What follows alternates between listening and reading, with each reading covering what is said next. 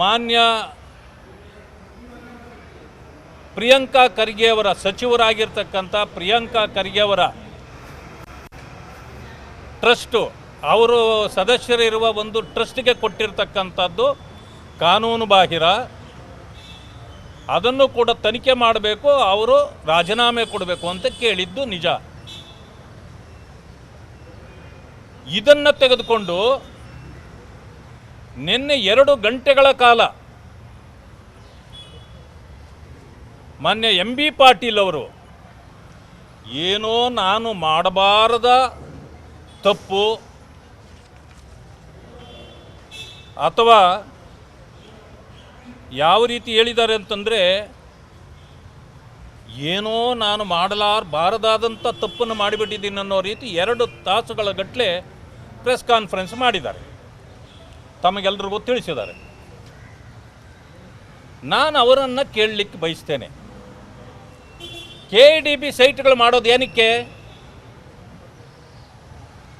ಅದರಲ್ಲಿ 2006-07ರಲ್ಲಿ ನಾನು ಒಂದು ಸೈಟ್ ತೊಗೊಂಡಿರೋದು ನಿಜ, ಅದೇನು ಪುಕ್ಕಟ್ಟೆ ಕೊಟ್ಟಿಲ್ಲ. ಎಲ್ಲರಂತೆ ನಾನು ಯಾವುದೋ ಒಂದು ವೇರ್ ಹೌಸ್ ಮಾಡಬೇಕು ಅಥವಾ ಏನೋ ಒಂದು ಮಾಡಬೇಕು ಅಂತ ನಾನು ತೊಗೊಂಡಿದ್ದೇನೆ. ಅದಾದ ನಂತರ ನಾನು ಅದನ್ನು ಸರಿ ಸಮಯಕ್ಕೆ ಕಟ್ಟಲಿಕ್ಕಾಗಿಲ್ಲ ನಿಜ. ಯಾಕೆ ಅಂತಂದರೆ ನಾವು ಬಡತನದಲ್ಲಿ ಬಂದವರು, ನಮ್ಮಲ್ಲಿ ಹಣ ಇರಲಿಲ್ಲಪ್ಪ. ನಿಮ್ಮನ್ನೇನಾದರೂ ಹಣ ಕೊಡಿ ನನಗೆ ಅಂತ ಕೇಳಿದ್ದೀನಾ? ಏನಾದರೂ ಕನ್ಸೆಷನ್ ಕೊಡಿ ನನಗೆ ಅಂತ ನಿಮ್ಮನ್ನು ಕೇಳಿದ್ದೀನಾ? ಇಲ್ಲವಲ್ಲ. ಆದರೆ ಕಾಂಗ್ರೆಸ್ ಕಾಲದಲ್ಲಿ ನನಗೆ ಅನ್ಯಾಯ ಆಯಿತು, ಕ್ಯಾನ್ಸಲ್ ಮಾಡಿಬಿಟ್ರು ಅದನ್ನು. ನಾನು ಕಾಂಗ್ರೆಸ್ಸಲ್ಲೇ ಇದ್ದೆ, ಜನರಲ್ ಸೆಕ್ರೆಟರಿ ಆಗ. ಆದರೂ ನೀವು ಕ್ಯಾನ್ಸಲ್ ಮಾಡಿದಿರಿ. ಯಾಕೆ ಮಾಡಿದಿರಿ?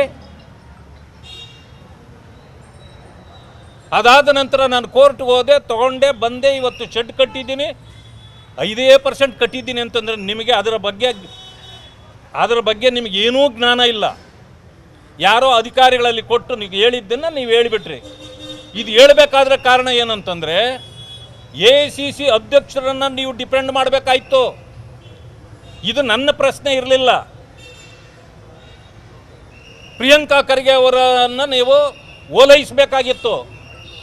ಆ ಒತ್ತಡದಿಂದ ನನ್ನ ಮೇಲೆ ಆಪಾದನೆ ಮಾಡಿದ್ರಿ. ಈಗ ಹೇಳಿ, ನಾನು ಅಲ್ಲಿ ಮಾಡಿರ್ತಕ್ಕಂಥ ಲೋಪ ಏನು? ಅಪರಾಧ ಯಾವುದು? ಏನಾದರೂ ಅಪರಾಧ ಇದೆಯಾ? ಹೇಳಿ ನೋಡೋಣ. ನೀವು ಹೇಳಿದ್ರಿ ಒಂದು ಲೆಟ್ರ್ ಕೊಟ್ಬಿಟ್ಟಿದ್ದಾರೆ ಆಗಲೇ ಸೇಲ್ಡೆಡ್ಗೆ ಅಂತ. ಸೇಲ್ಡೆಡ್ಗೆ ಅಲ್ದಿರೋ ಲೆಟರ್ ಇನ್ನೇನಕ್ಕೆ ಕೊಡ್ಬೇಕು ನಿಮಗೆ? ಅದು ನನ್ನ ಸೈಟ್ ರೀ, ದುಡ್ಡು ಪೂರ್ತಿ ಕಟ್ಟಿದ್ದೀನಿ, ನಿಮಗೇನು ಸಾಲ ಇಲ್ಲ, ಪೂರ್ತಿ ಹಣ ಕಟ್ಟಿದ್ದೀನಿ. ಎಲ್ಲ ಆದಮೇಲೆ ನೀವೇನು ಹೇಳಿದ್ರಿ ನನಗೆ? ಶೆಡ್ ಗಿರಾಕಿ ಏನಪ್ಪ ಅಂದರೆ ಅದೇನೋ ಶೆಡ್ಗೆ ಹೋಗೋಣ ಬಾ ಅಂತಾರೆ. ಅದ ಇತ್ತೀಚೆಗೇನೋ ಹುಡುಗರೆಲ್ಲ ಮಾತಾಡ್ತಾರೆ, ಮಾತಾಡಿಸಿದ್ರೆ ಸಾಕು ಶೆಡ್ಗೆ ಹೋಗೋಣ ಬಾ ಅಂತಾರ. ಪಾಟೀಲ್ರೇ, ಆ ಶೆಡ್ಗೆ ಹೋಗೋಣ ಬಾನ? ಇದು ಶೆಡ್ ಕಟ್ಟಿದ್ದೀನಿ ರೀ, ನ್ಯಾಯಬದ್ಧವಾಗಿ ಮಾಡಿದ್ದೀನಿ. ಇನ್ನೂ ಸಾಕಾಗಲಿಲ್ಲ ಅಂತಂದರೆ ನೋಟಿಸ್ ಕೊಡಿ. ನಿಮಗೆ ತೃಪ್ತಿಯಾಗಂಥ ಒಂದು ದೊಡ್ಡ ಶೆಡ್ ಕಟ್ಟೋಣ, ಎಲ್ಲನೂ ಸಾಲ ಮಾಡಿ. ಇದುವರೆಗೂ ನಾನು ಎಲ್ಲೂ ಸಾಲಗಾರ ಅಲ್ಲ, ಸಾಲ ಮಾಡಿಲ್ಲ. ನನ್ನ ದುಡಿಮೆಯಲ್ಲಿ ಏನು ಸಾಧ್ಯವೋ ಅದು ಮಾಡಿದ್ದೀನಿ. ನಾನು ಯಾವುದು ಕಾನೂನು ಬಿಟ್ಟು ಯಾವತ್ತೂ ಆಚೆ ಈಚೆ ಹೋಗೋದಿಲ್ಲ. ನಾನೇನಾದರೂ ನಿಮ್ಮದು ಸರಿಯಾಗಿ ಹೊರಗಡೆ ತಂದರೆ ನಿಮಗೆ ನಿದ್ದೆ ಬರೋದಿಲ್ಲ. ನಿದ್ದೆ ಬಿಡ್ತೀರಿ, ಇಷ್ಟರಲ್ಲೇ ಬಿಡ್ತೀರಿ ನೀವು ನಿದ್ದೆ, ನನಗೆ ಗೊತ್ತಿದೆ. ಖರ್ಗೆ ಫ್ಯಾಮಿಲಿನ ರಕ್ಷಣೆ ಮಾಡಿ, ನನಗೇನು ಇದೆಲ್ಲ ತೊಂದರೆ ಇಲ್ಲ. ಆದರೆ ಅಲ್ಲೇ ಆಗಿರ್ತಕ್ಕಂಥದ್ದು ಏನು ಅದು ನನಗೆ ಗೊತ್ತಿದೆ. ಈಗಾಗಲೇ ಅವರು ನಿದ್ದೆ ಬಿಟ್ಟಿದ್ದಾರೆ. ಅವರು ನಿಮ್ಮನ್ನು ಎತ್ಕಟ್ಟಿ ನನ್ನ ಮೇಲೆ ಏನು ಮಾಡಿಸ್ತಾರೆ, ನೀವು ಏನೂ ಮಾಡೋಕ್ಕಾಗಲ್ಲ. ಯಾಕೆಂದರೆ ನನಗೆ ಗೊತ್ತಿಲ್ಲದೇನೂ ನಾನು ತಪ್ಪು ಮಾಡಲ್ಲ. ಸ್ಪಷ್ಟವಾಗಿ ಹೇಳ್ತೇನೆ, ನೀವಿನ್ನೂ 1 ವರ್ಷ ಹುಡುಕ್ರಿ, ನಂದು ಒಂದೇ ಒಂದು ತಪ್ಪನ್ನು ನೀವು ತರಲಿಕ್ಕಾಗಲ್ಲ. ಆದರೆ ಈ ಶೆಡ್ಡು ಅವ್ರಿಗೂ ಗೊತ್ತಿತ್ತು, ಪ್ರಿಯಾಂಕಾ ಅವ್ರಿಗೂ ಗೊತ್ತಿತ್ತು, ಖರ್ಗೆ ಅವ್ರಿಗೆ ಗೊತ್ತಿತ್ತು, ದೇಶಪಾಂಡೆಗೆ ಗೊತ್ತಿತ್ತು. ನಾನೇ ಹೇಳ್ಕೊಂಡಿದ್ದೀನಿ, ಯಾಕೆ ಸ್ವಾಮಿ ನಾನು ಕಾಂಗ್ರೆಸ್ಸಲ್ಲೇ ಇದ್ದೀನಿ, ನನಗೆ ಅನ್ಯಾಯ ಮಾಡ್ತೀರಿ, ಇದನ್ನು ಏನೋ ಕಷ್ಟಪಟ್ಟು ಜೀವನಕ್ಕೆ ಮಾಡ್ಕೊಂಡಿದ್ದೀನಿ, ಕ್ಯಾನ್ಸಲ್ ಮಾಡಿಬಿಟ್ಟಿದ್ದೀರಿ, ಯಾಕೆ ಮಾಡಿದಿರಿ ಅಂತ ದೇಶಪಾಂಡೆಯನ್ನು ಕೇಳಿದಾಗ ಕೇರೆ ಮಾಡಲಿಲ್ಲ ಮಂತ್ರಿಗಳು. ಖರ್ಗೆ ಅವ್ರನ್ನ ಅಂಗಲಾಚಿ ಬೇಡ್ಕೊಂಡೆ, ಒಂದು ದಿವಸನೂ ಅವ್ರಿಗೆ ರಿಸ್ಕೇ ತಗೊಳ್ಳಿಲ್ಲ. ನನ್ನ ಮೇಲೆ ನಿಮಗೆ ಪ್ರೀತಿ ಇದ್ದಿದ್ದರೆ, ನಾನು ಕಾಂಗ್ರೆಸ್ನವನು ಅನಿಸಿದ್ದಿದ್ರೆ, ನಿಮ್ಮ ಜೊತೆಯಲ್ಲಿ ನಾನು ಕೆಲಸ ಮಾಡ್ತಿದ್ದೀನಿ, ಅವ್ನು ಬೆಳಿಬೇಕು ಅನ್ನೋಂಗಿದ್ರೆ ನೀವು ಅವತ್ತೇ ನನಗೆ ಸಹಾಯ ಮಾಡ್ತಿದ್ರಿ. ಭವಿಷ್ಯ ಏನೋ ನನ್ನ ಬಗ್ಗೆ ನಿಮಗೆ ಮುಂದೆ ಪ್ರೀತಿ ಹಿಂದೆ ದ್ವೇಷ ಇತ್ತು ಅಂತ ಈಗ ಕಾಣ್ತದೆ ನನಗೆ. ಅದು ಎಲ್ಲಾದರೂ ಹೋಗಲಿ, ನೀವು ಮಾಡಿದರೆ ನನ್ನ ಭವಿಷ್ಯ ನಿಮ್ಮ ಕೈಯಲ್ಲಿ ಇಲ್ಲ ಬಿಡಿ. ಆದರೆ ನಾನೊಂದು ಹೇಳ್ತೀನಿ, ನನ್ನ ಅಪರಾಧ ಏನು? ನಿನ್ನೆ ಇಷ್ಟು 2 ಅವರ್ ಪಾಪ ಪತ್ರಕರ್ತರನ್ನು ಕುಳಿಸ್ಕೊಂಡು ಅಷ್ಟೊಂದು ತಲೆ ತಿಂದ್ರಲ್ಲ ಅವ್ರಿಗೆ. ನನ್ನ ಅಪರಾಧ ಏನು ಅಂತ ಒಂದು ಹೇಳೋಕ್ಕಾಗಿಲ್ಲ ನಿಮಗೆ.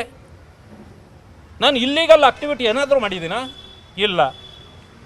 ಎಲ್ಲಕ್ಕಿಂತ ಹೆಚ್ಚಿಗೆ ನನ್ನ ಬಡತನವನ್ನು ಇಷ್ಟು ಹೀಯಾಳಿಸಿಬಿಟ್ರಲ್ಲ ನೀವು. ಲಜ್ಜೆಗೆಟ್ಟ ವ್ಯಕ್ತಿ ಅಂದಿರಲ್ಲಪ್ಪ. ನಾನು ಯಾವುದ್ರಲ್ಲಿ ಲಜ್ಜೆಗೆಟ್ಟಿದ್ದೀನಿ? ನಾನು ಯಾವುದರಲ್ಲಿ ಲಜ್ಜೆಗೆಟ್ಟಿದ್ದೀನಿ? ನೋಡಿ, ನಾನು ವಿರೋಧ ಪಕ್ಷದ ನಾಯಕನಾಗಿ ನನ್ನ ಸ್ಥಾನ ಗೌರವವನ್ನು ಉಳಿಸುವಂಥ ಕೆಲಸ ನಾನು ಮಾಡ್ತೇನೆ.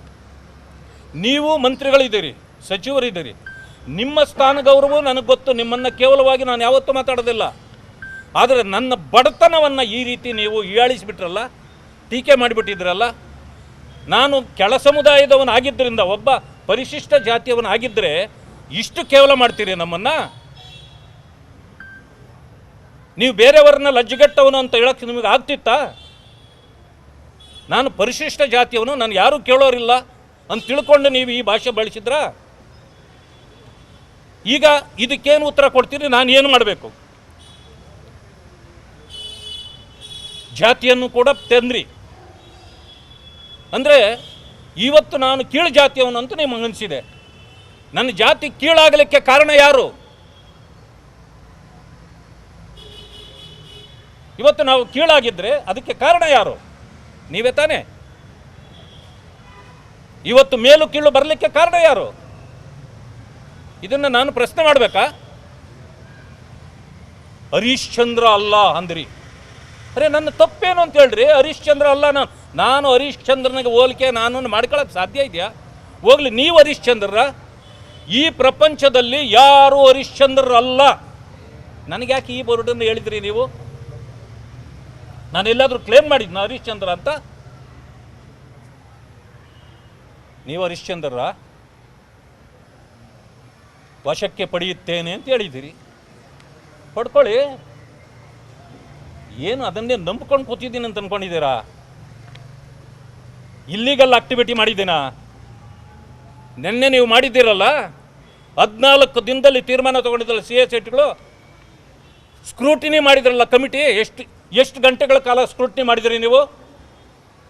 1 ಗಂಟೆನೂ ಮಾಡಿಲ್ಲ. ಯಾವ್ಯಾವ ನಿಮಗೆ ಬೇಕಿತ್ತೋ ಅರ್ಜಿಗಳನ್ನು ಸೈಡ್ಗೆ ಇಟ್ಕೊಂಡ್ರಿ, ಇನ್ನೆಲ್ಲ ತಿರಸ್ಕಾರ ಮಾಡಿದ್ರಿ, ಇದನ್ನು ಅನೌನ್ಸ್ ಮಾಡಿದ್ದೀರಿ.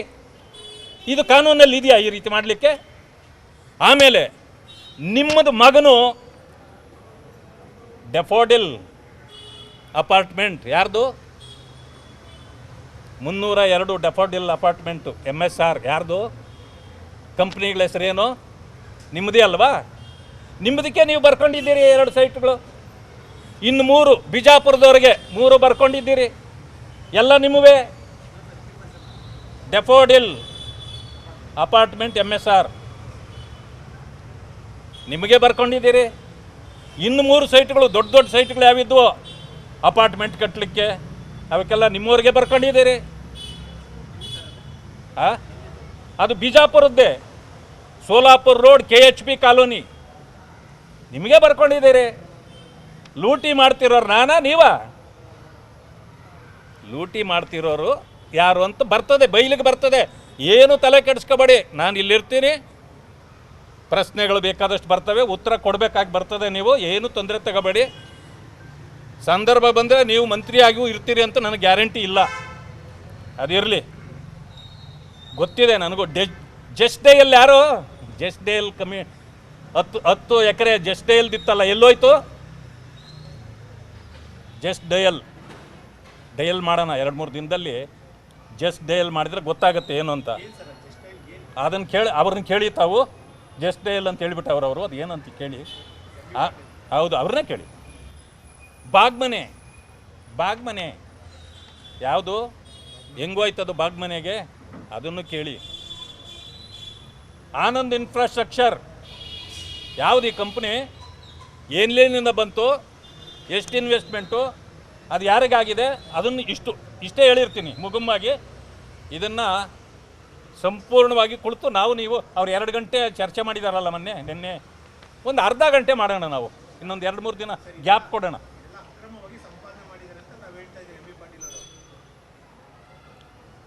ಅಕ್ರಮ ಸಂಪಾದನೆ ಇನ್ನೂ ಹೇಳಲಿಲ್ಲ ನಾನು ಜಸ್ಟ್ ಡೇಯಲ್ಲಿ ಹೇಳಿದ್ದೀನಿ. ಜಸ್ಟ್ ಡೇಯಲ್ಲಿ ಮಾಡಿದರೆ ಏನು ಬರ್ತದೆ, ಬಾಗ್ಮನೆ ಅಂದರೆ ಏನು ಬರ್ತದೆ, ಆನಂದ್ ಇನ್ಫ್ರಾಸ್ಟ್ರಕ್ಚರ್ ಅಂದರೆ ಏನು ಬರ್ತದೆ, ಅದಕ್ಕೆ ಆ 3ಕ್ಕೂ ಜಸ್ಟ್ ಡೇಯಲ್ಲಿ ಮಾಡೋಕ್ಕೆ ಹೇಳಿ ಅವ್ರಿಗೆ. ಅದು ಜಸ್ಟ್ ಡ್ರೈಲ್ ಮಾಡೋಕ್ಕೆ ಡೈಲ್ ಮಾಡಿದರೆ ಗೊತ್ತಾಗುತ್ತೆ. ಅದೇ ಹಗರಣ ಅಲ್ಲ ಸರ್, ಇದು ಜಸ್ಟ್ ಡೇಯಲ್ಲೂ ಮಾಡೋಕ್ಕೆ ಹೇಳಿ ಸರ್ ಅದು. ಹಾಂ, ಆಮೇಲೆ ಪ್ರಿಯಾಂಕಾ ಖರ್ಗೆ ಅವರು, ನಾರಾಯಣ ಸ್ವಾಮಿ ಇಂಗ್ಲೀಷ್ ಬರೋಲ್ಲ, ಕಾನೂನು ಗೊತ್ತಿಲ್ಲ, ಕಾಮನ್ ಸೆನ್ಸ್ ಇಲ್ಲ ಎಲ್ಲ ಹೇಳಿದ್ರಲ್ಲ. ನಾನು ಇವಾಗ ಅದ್ರ ಮಾತಿಗೆ ಹೋಗಲ್ಲ. ಏನು ಯಾರ್ಯಾರು ಅವ್ರ ಜೊತೆಲಿದ್ದರು ಎಲ್ಲರೂ ಮರ್ತೋಗ್ಬಿಟ್ಟಿದ್ರು ಅವರು. 3-4 ದಿವಸದಿಂದ ಚಲವಾದಿ ನಾರಾಯಣ ಸ್ವಾಮಿ ಮಾತಾಡಿದ ತಕ್ಷಣ ಎಲ್ಲರಿಗೂ ಫೋನ್ ಮಾಡ್ತಾವ್ರೆ. ಎಲ್ಲರಿಗೂ ಫೋನ್ ಮಾಡಿ, ಏನು ಮಾಡ್ತಾಯಿದ್ದೀರಿ, ಬನ್ನಿ ಮಾತಾಡಬೇಕು, ನಾರಾಯಣ ಸ್ವಾಮಿ ಇಷ್ಟೆಲ್ಲ ನಮ್ಮನ್ನು ಇದು ಮಾಡ್ತಾ ಇದ್ದಾರೆ, ಅವ್ರ ವಿರುದ್ಧ ಹೋರಾಟ ಮಾಡಬೇಕು, ಅವ್ರ ವಿರುದ್ಧ ಪ್ರೆಸ್ ಕಾನ್ಫರೆನ್ಸ್ ಮಾಡಿ ಎಲ್ಲರನ್ನು ಕರೆದು ಮಾತಾಡೋಕ್ಕೆ ಅವರೆಲ್ಲ ಫೋನ್ ಮಾಡಿದ್ರು ನನಗೆ. ಅಣ್ಣ, ನೀನು ಹೋಗಿದ್ದ ದಿನಾನೇ ನಮ್ಮನ್ನು ಮರ್ತುಬಿಟ್ಟಿದ್ರು ಇವರು, ದೂರ ಹಾಕ್ಬಿಟ್ಟಿದ್ರು. ಅಧಿಕಾರಕ್ಕೆ ಬಂದಾಗ ಎಲ್ಲಾದರೂ ಬಂದು ಇವರೇನಾದರೂ ನಮ್ಮನ್ನು ಕೇಳಿಬಿಡ್ತಾರೆ ಅಂತ.